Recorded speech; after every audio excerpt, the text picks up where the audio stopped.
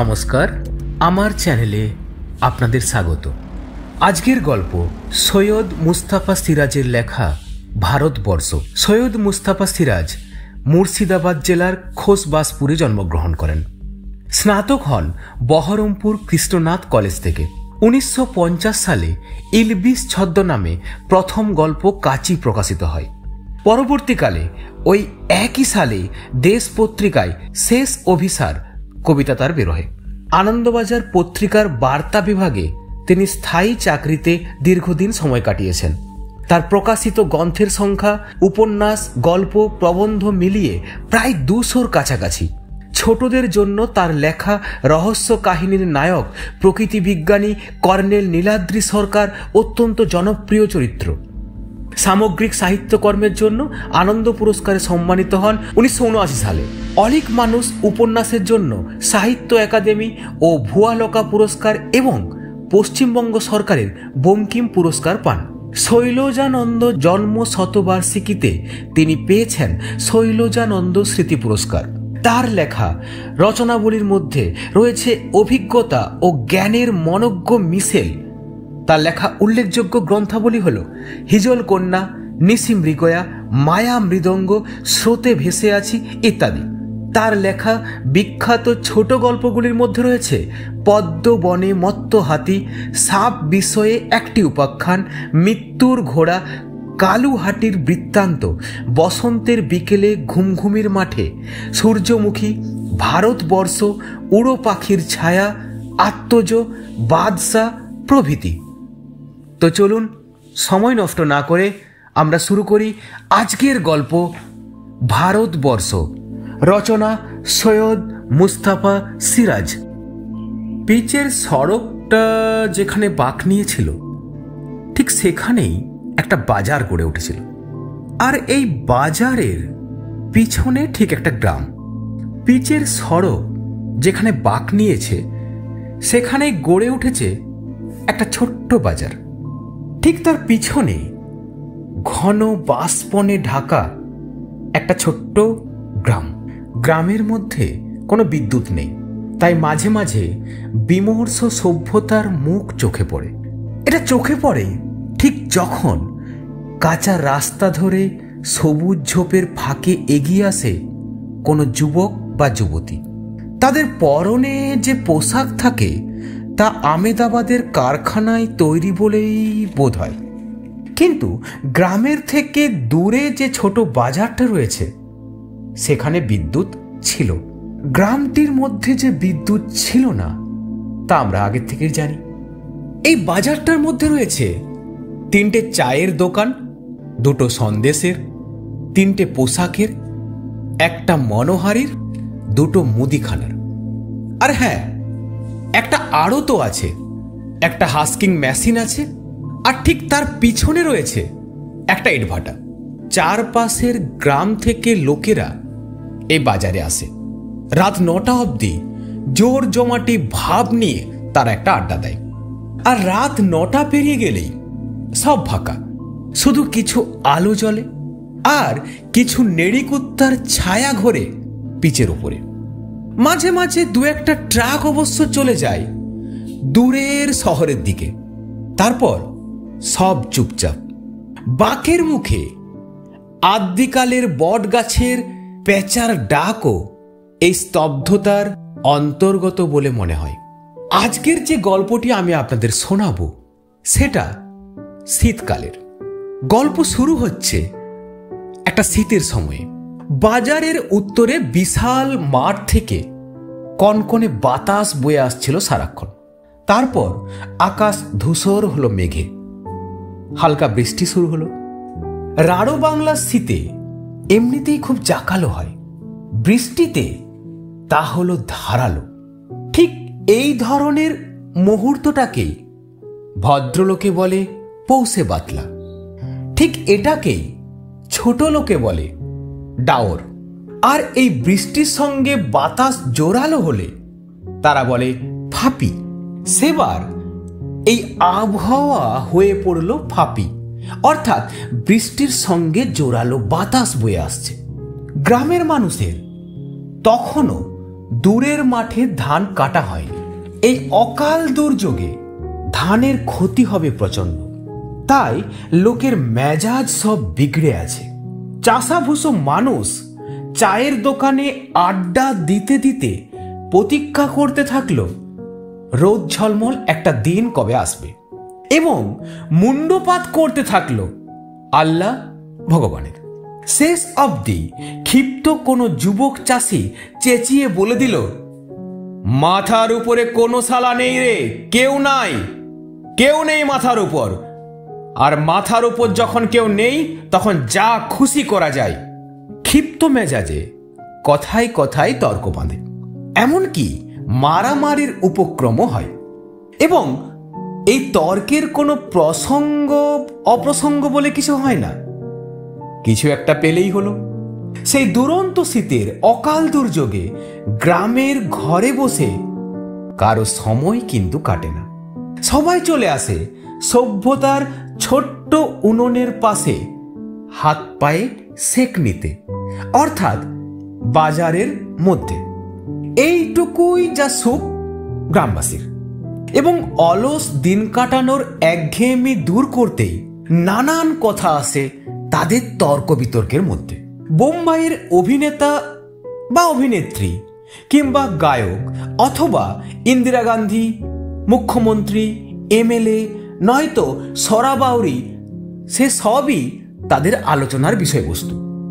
জোর কথা কাটাকাটিতে একজনের কিন্তু বেজায় ফায়দা, তিনি হলেন চাওয়ালা। যত কথা কাটাকাটি হয় তত চাওয়ালার বিক্রি বাড়ে। ধানের মরশুম, আজ না হোক কাল পয়সা তো পাবেই, তাই ধারের অঙ্ক বেড়ে চলে।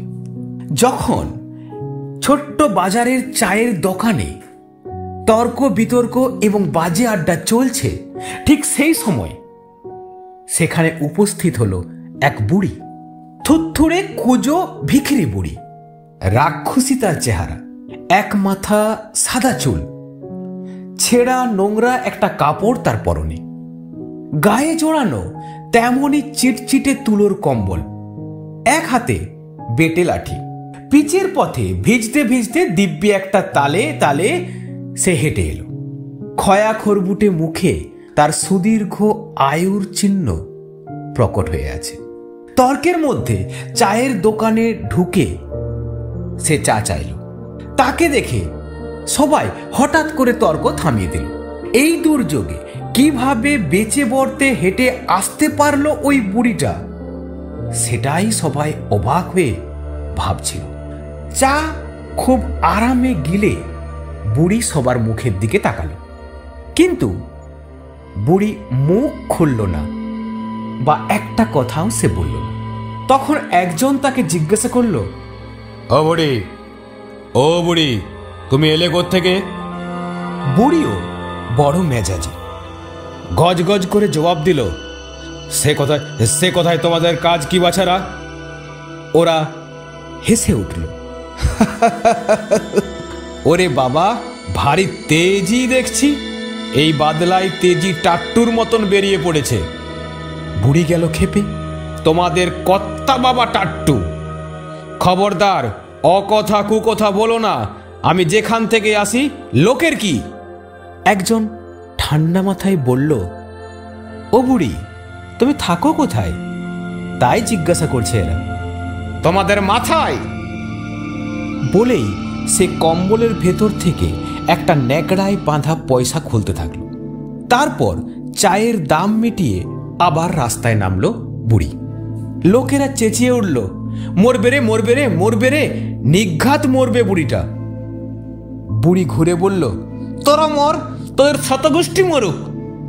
আবার বলল, তোরা মর, তোদের শতগোষ্ঠী মরুক। সবাই দেখল বুড়ি নড়বড় করে বাকের মুখের বটতলাটাই গেল। বটতলা এমনিতেই ফাঁকা ছিল, মাটি ভিজে প্রায় কাদা হয়ে রয়েছে। সে সবার অবাক চোখের সামনে সেখানে গিয়ে গুড়ির কাছে একটা মোটা শেকড়ে বসে পড়ল। শেকড়টার পেছনে গুড়ির গায়ে খোদল আছে, সেখানে পিঠ ঠেকিয়ে পা ছড়ালো সে। বোঝা গেল বুড়ির এ অভিজ্ঞতা প্রচুর আছে, অর্থাৎ সে বৃক্ষবাসিনী। কেউ কেউ বলল, বরং 12 আরি তলায় গেলেই পারত, নির্ঘাত মরে যাবে। এ কথার পর স্বভাবত এবার বুড়িকে নিয়ে অনেক কথা এসে পড়ল, আবার জমে গেল। পৌষে বাদলা সম্পর্কে গ্রামের ডাকপুরুষের পুরনো বচন আছে, শনিতে 7, মঙ্গলে 5, বুধে 3, বাকি সব দিন দিন।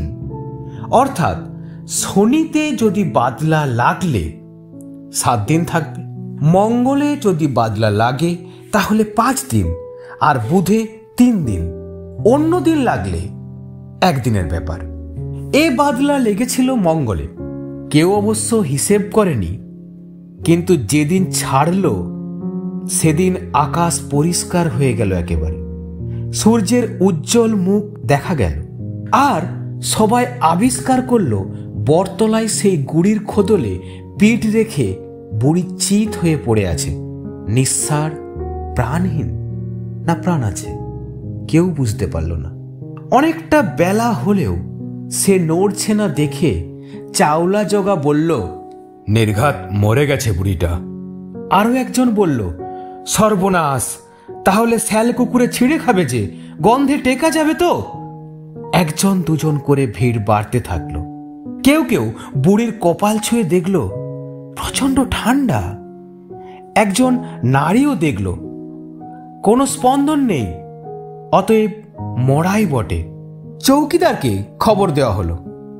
সে এসে বলল, থানায় খবর দিয়ে কি হবে, ফাঁপিতে এক ভিখারি পটল তুলেছে, আর তার আবার থানা পুলিশ।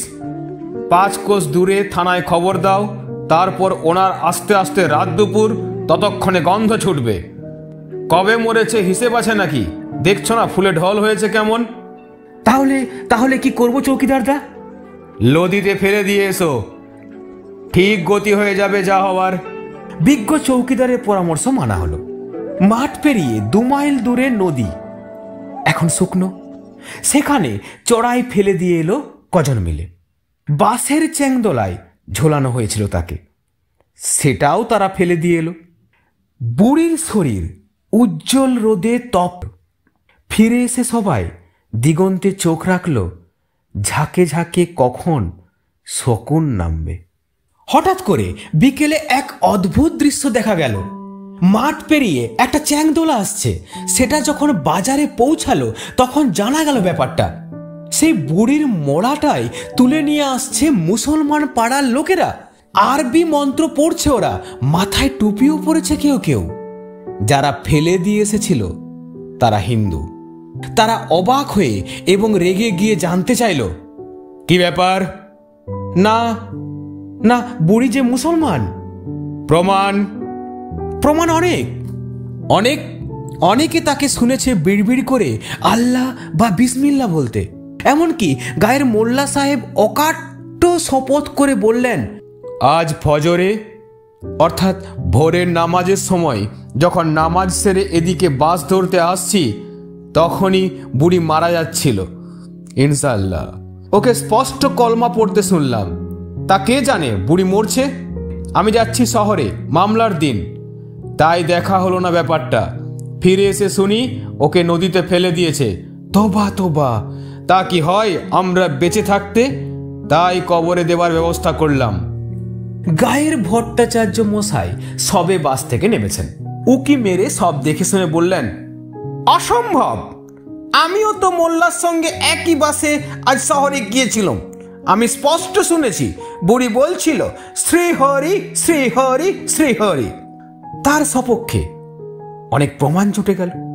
নগরী নাপিত দিব্যি করে বলল, কাল আমি কামাতে বসবো বলে বটতলায় এসেছিলাম, দেখলাম বসা যাবে না। তখন বুড়িকে স্পষ্ট বলতে শুনেছি।